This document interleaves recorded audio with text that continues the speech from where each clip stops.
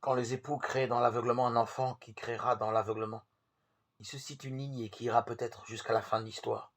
Un couple aujourd'hui peut mettre au monde un enfant qui, dans 1 milliard d'années, peut-être sera incarné dans un lointain descendant.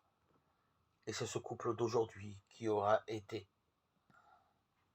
comme un nouvel Adam et une nouvelle Ève, la source inconsciente de toute cette lignée indéfinie.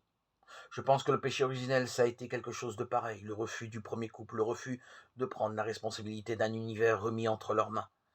Ils ont voulu simplement se laisser aller au courant, se laisser porter comme un enfant dans les langes, se laisser porter, et non pas porter à leur tour la vie, l'histoire, l'univers.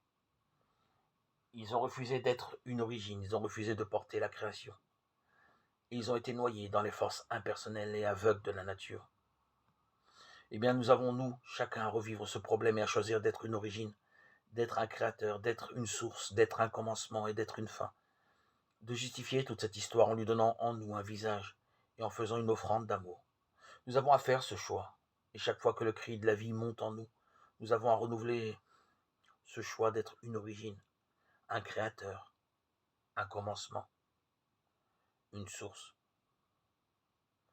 Cela est admirable. Et c'est sous cet aspect uniquement qu'il faut voir la pureté. Un et tous dans la vocation de la personne en toute conscience humaine.